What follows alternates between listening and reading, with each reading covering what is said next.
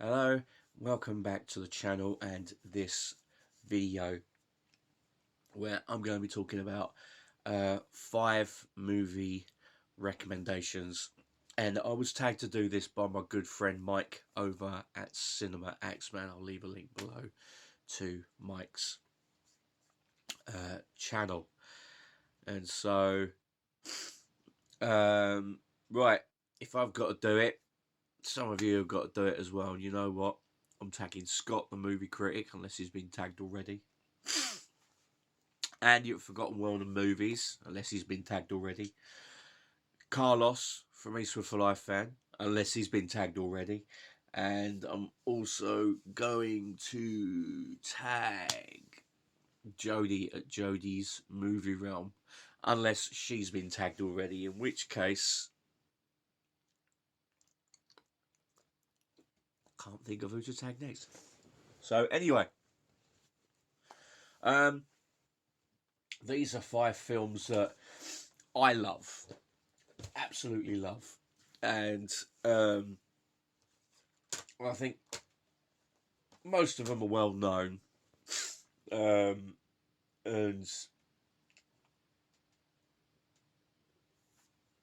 maybe people haven't seen some of them before. If you have and you didn't like some of them, I'd recommend giving them another go. Because sometimes on your first watch, a movie might catch you the wrong way. Like some have caught me, especially The Fog and Rollerball and other films as well. And then I've gone back to them and I've ended up absolutely loving them. So, I'll tell you what, let me turn the light overhead.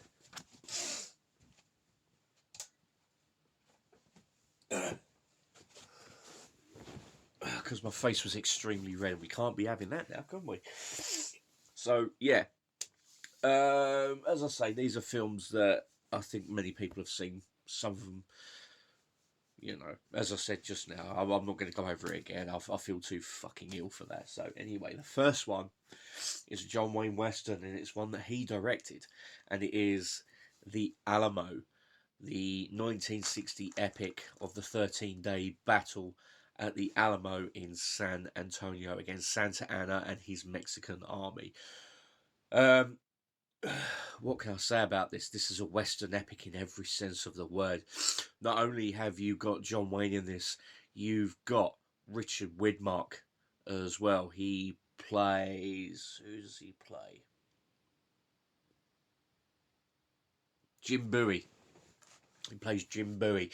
And John Wayne plays Davy Crockett. And yeah, this is just such an epic film. It starts off with like a really slow build, but it's deliberate.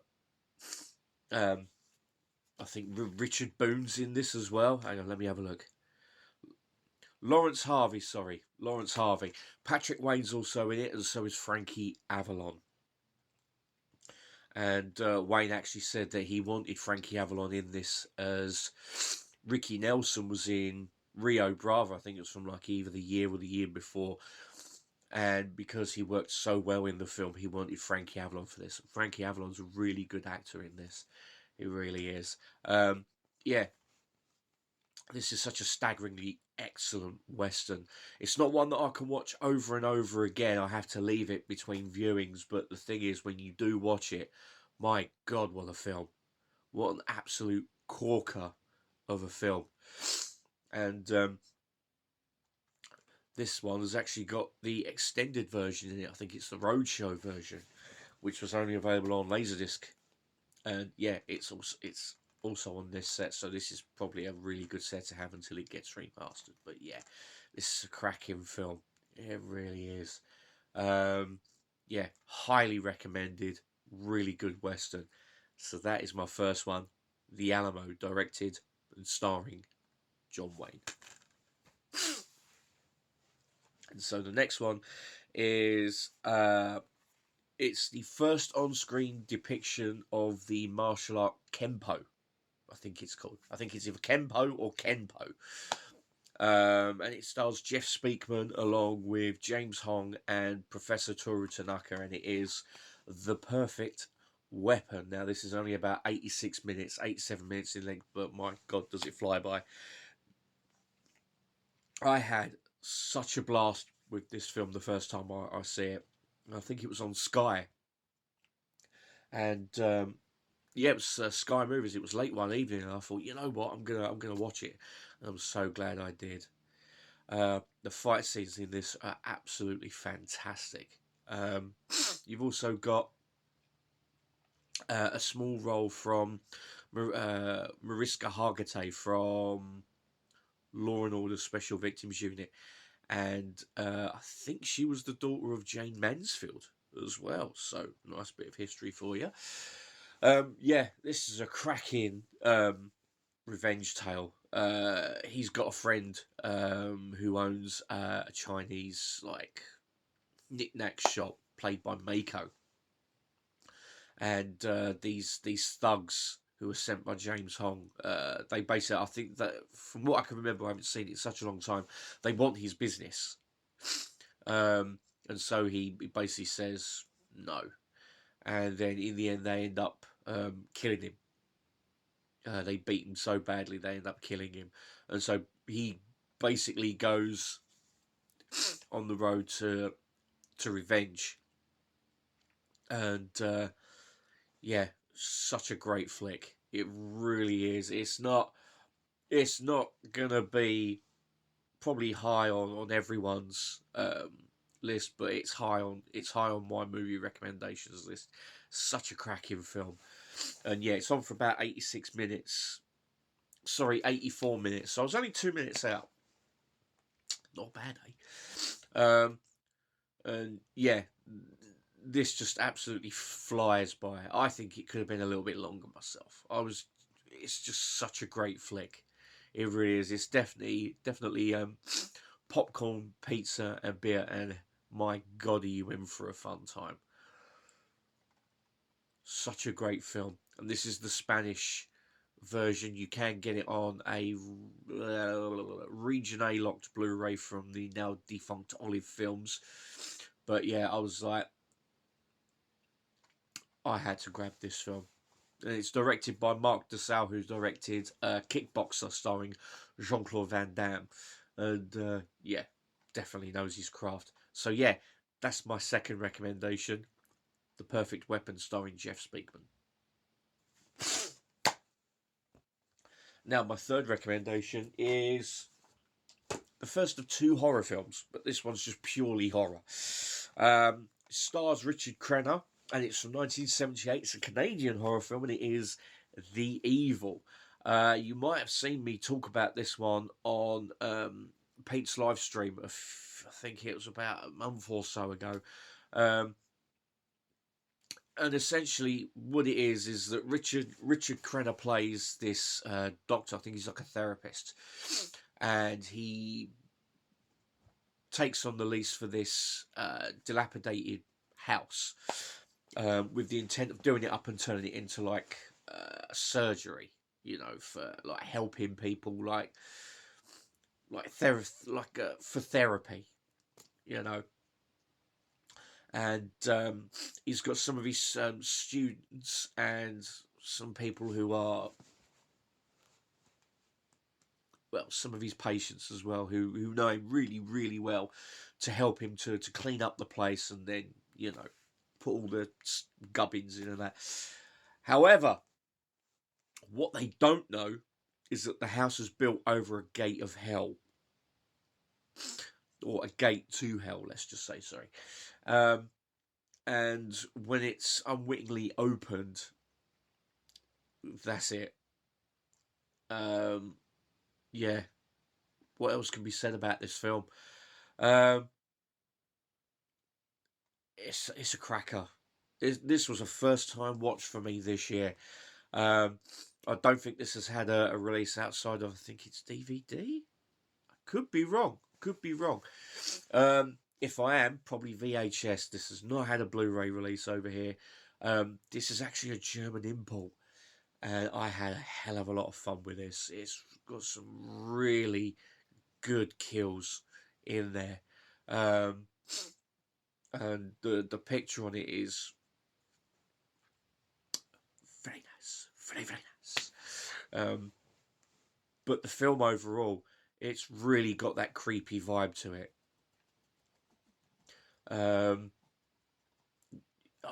There's nothing else for me to say really, but this horror film comes really highly recommended if you haven't seen it. If you have seen it, give it a revisit.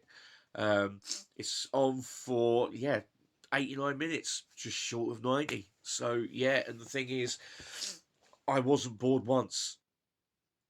Normally, when I watch a film, if a film's boring me, I'm on my phone. That didn't happen with this. I was glued to the screen. It's such a good film. Some really good, I will say some really good kills. And the end bit just literally, it's like very kind of Fulci-esque. In fact, I actually class this as an unofficial entry into Fulci's, Lucio Fulci's Gates of Hell trilogy. So it's an unofficial fourth entry because it's just got that kind of Fulci feel in parts. Some of the kills are just like wow, and they are quite. I would say they're more kind of inspired by his films like City of the Living Dead and even The Beyond. I think it was the last entry in his Gates of Hell trilogy. It's very reminiscent of The Beyond, definitely. Um, some great performances in this, and some not so bad special effects, but that ending, as soon as it gets to it, you're just like, yeah, this is definitely Fulci territory with how it's all done and how the set's been made to look and everything. It's just like you do get that feeling with it, and I can't recommend this any more highly. It's such a cracking film, really worth watching. And it's directed by Gus Draconis. Never heard of him before, but yeah, well worth a watch, well directed, and that is The Evil.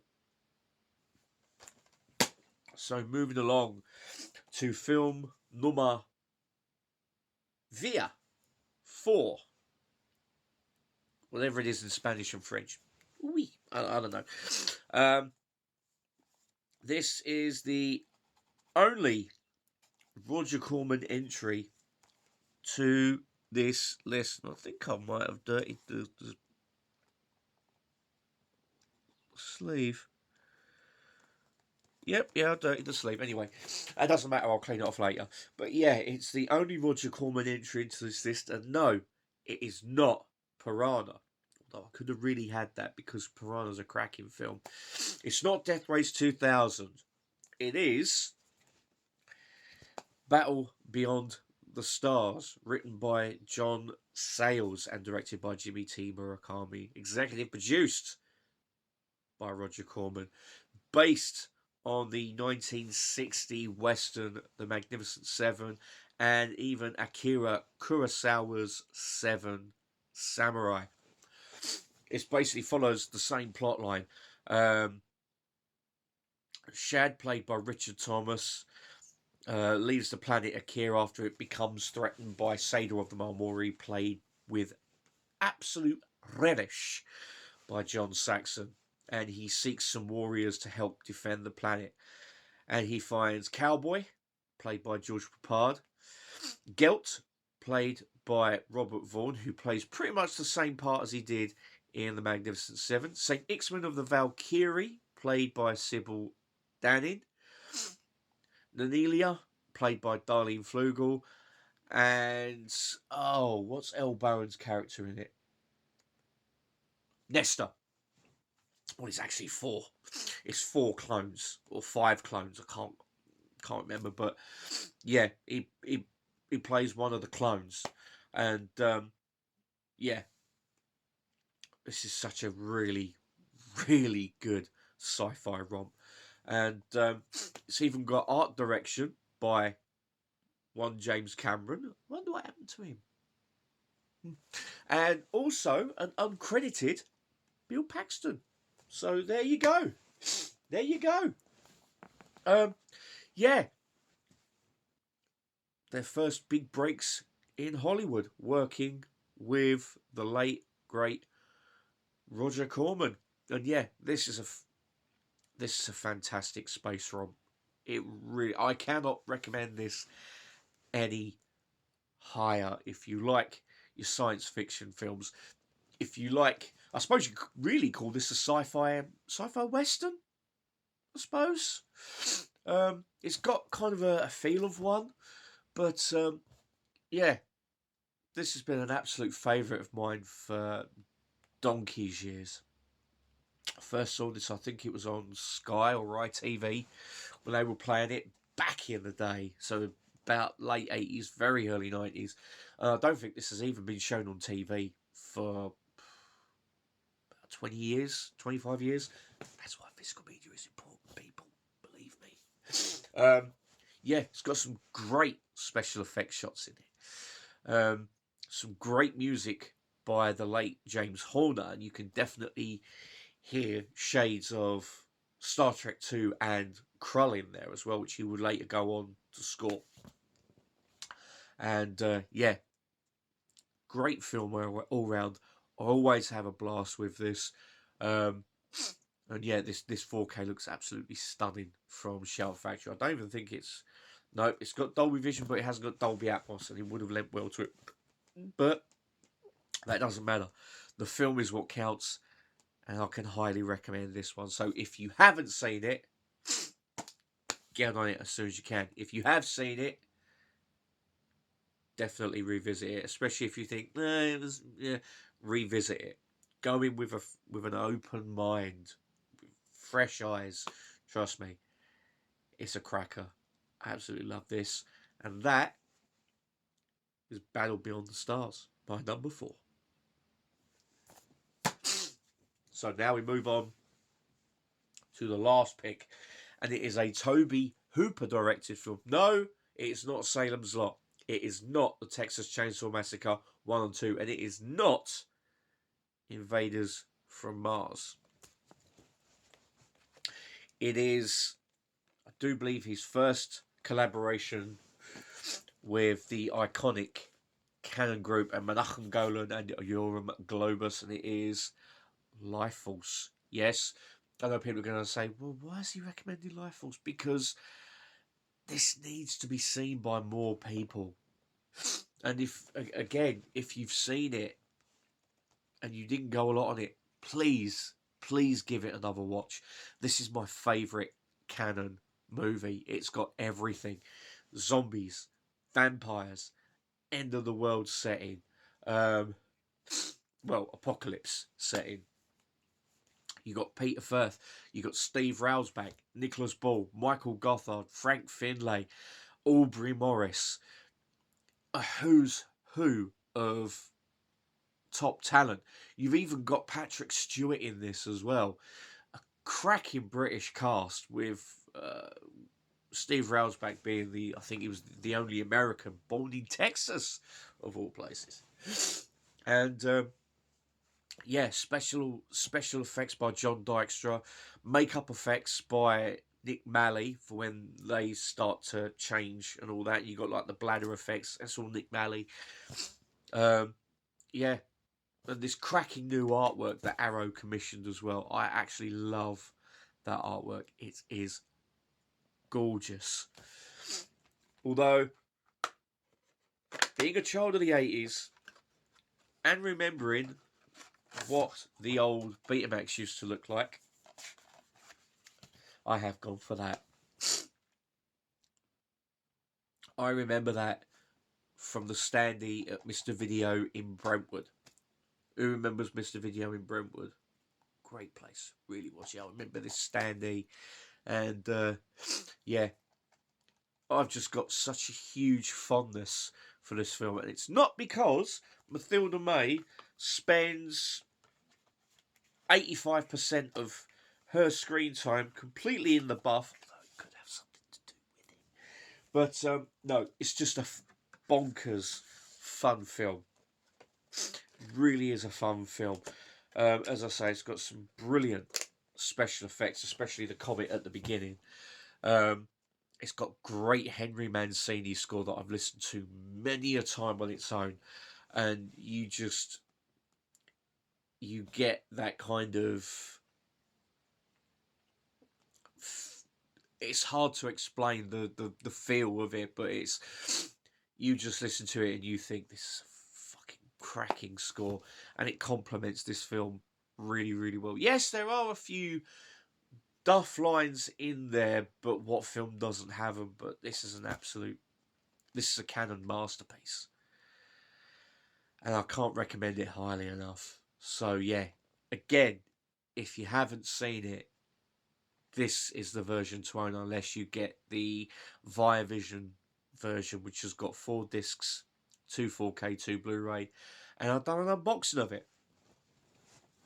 But of course, this has just got the 2 4Ks, and it should serve you in good stead. I love this film. I absolutely adore this film. If someone was to say to me, list your top 5 canon films, this would be number 1. In fact, I'd say it's just one of my favourite movies of all time. Tobe Hooper's Life Force, written by Dan O'Bannon and Don Jacoby. That's my number 1. So there you go. 5 film recommendations. The Alamo, Perfect Weapon, The Evil, Battle Beyond the Stars, and Life Force. 5 absolute crackers. A nice little mix of martial arts, western, science fiction, and a little bit of horror. Yes. So there we go. That's my 5 film recommendations. And I just want to say that it's been an absolute delight trying to think of 5 films to recommend. And I really do hope, that someone somewhere that hasn't seen these films gives them a go, because, well, they're just fantastic movies. Anyway, that's enough warbling and babbling from me. As you can tell, I'm all bunged up. I've come down with something. I don't know what the fuck it is. Anyway, thank you very much for watching. Have a great Sunday wherever you are in the UK, and I will see you in the next video. So until then, it's goodbye from me, goodbye from Fury, and goodbye from Duke. Goodbye.